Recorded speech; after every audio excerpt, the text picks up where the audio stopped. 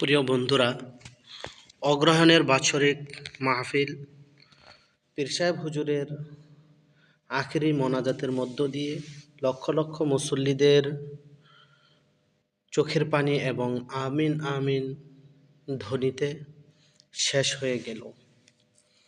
সকলেই বাড়ি যাওয়ার জন্য প্রস্তুতি নিচ্ছে এবং কেউ চলে যাচ্ছে। আসলে চরমোনাই মাহফিলে 3 দিন 3.5 দিন অবস্থান করার পরে ভিতরে এমন একটা পরিবেশ তৈরি হয়ে যায় যে এই মাঠ ছেড়ে বাড়িতে যাওয়ার জন্য আর মনে চায় না। তারপরেও যেহেতু বিদায়, আসলে বিদায় কথাটি লিখতে 3টি অক্ষর ব্যবহৃত হয়, আর এই 3টি অক্ষরের মধ্যে বিদায় বাণীটিতে কত ব্যথা, কত যন্ত্রণা, কি যে যন্ত্রণা, এটা শুধু তারাই বুঝে যারা এই পরিস্থিতির মধ্যে পড়েছে। বিদায় কথাটা ছোট্ট অতি, কিন্তু জানো ভাই, এর চেয়ে বেদনাদায়ক পৃথিবীতে নাই।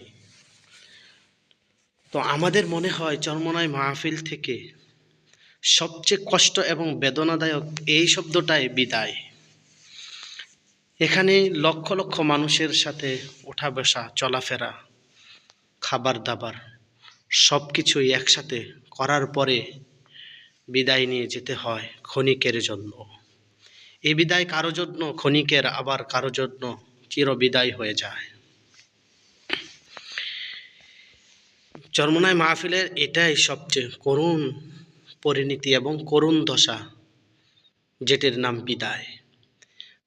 আপনারা লক্ষ্য করে দেখতেছেন যে মানুষ কেউ পায়ে হেঁটে, কেউ লঞ্চে, বাসে করে যার যার গন্তব্যস্থলে পৌঁছে যাচ্ছে। তবে এবারের মাহফিলটা অন্যান্য বছরের মাহফিলের তুলনায় একটু ব্যতিক্রম ছিল। বিলীন হয়ে গেছে অনেক কিছুই এই নদীর ভাঙনে। কোন দিন জানি আমরাও বিলীন হয়ে যাই পৃথিবীর